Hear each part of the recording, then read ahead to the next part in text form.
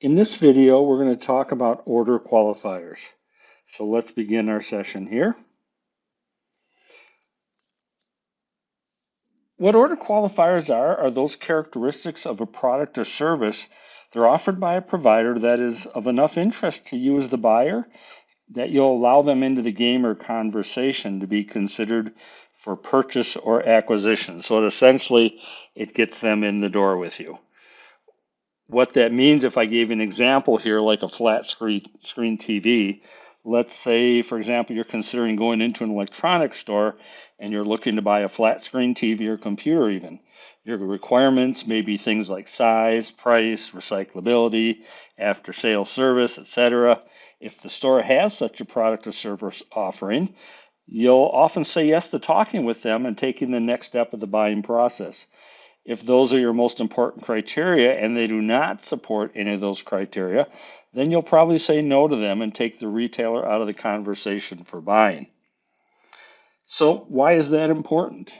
I'd say a qualifier is important because as a buyer, you only want to work with those sellers and service providers who are able to meet your needs. As a seller, you want to know what those qualifying characteristics are that are important to the prospective customer. And then giving you an example of that, let's say for a seller, this could be asking the buyer what are they most interested in so they can assess whether or not they have the opportunity to sell their products or services. Or as a buyer, it would be asking the seller to demonstrate the features of their product or services to determine if they really can meet your needs. There's an impact to that, of course, and the impact of an order qualifier is like a filter.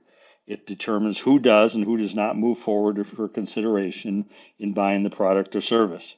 If this is not performed, determining who qualifies to sell and who does not opens the door to sellers trying to sell their products and are not capable of meeting the needs of the buyer.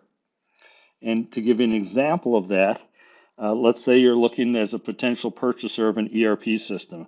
There might be a request from a potential buyer for a system that's capable of working with ingredients on the bill of material that are, they're either virgin raw material or recycled or upcycled old raw materials.